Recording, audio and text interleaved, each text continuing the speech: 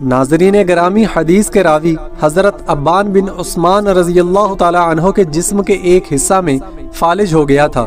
انہوں نے جب اس حدیث کو بیان کیا تو سننے والوں میں سے کسی شخص نے ان کو سوالیہ نگاہوں سے دیکھا، جس سے اس کا مقصود یہ تھا کہ جب آپ اس دعا کو پڑھتے رہے ہیں تو پھر آپ کے جسم میں کیسے فالج ہو گیا؟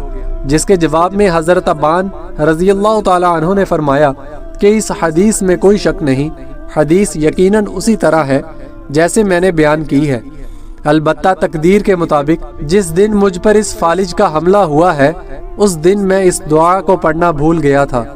ان کلمات کے پڑھنے والے کے بارے میں حدیث میں فضیلت بیان کی گئی ہے، جس کا ترجمہ کچھ یوں ہے کہ اسے اس دن یا اس رات کوئی نقصان نہیں پہنچے گا۔ ایک روایت میں ہے جس کا ترجمہ کچھ یوں ہے، شام تک اسے کوئی ناگہانی آفت کا سامنا نہیں ہوگا۔ وہ دعا یہ ہے، بسم اللہ الذی لا یغر مع اسمہ شیء فی الارض ولا فی السماء وہو السمیع العلیم۔ اللہ کے نام سے ابتدا کرتا ہوں جس کے نام کے ساتھ کوئی چیز زمین و آسمان میں نقصان نہیں پہنچا سکتی، اور وہ سننے والا اور جاننے والا ہے۔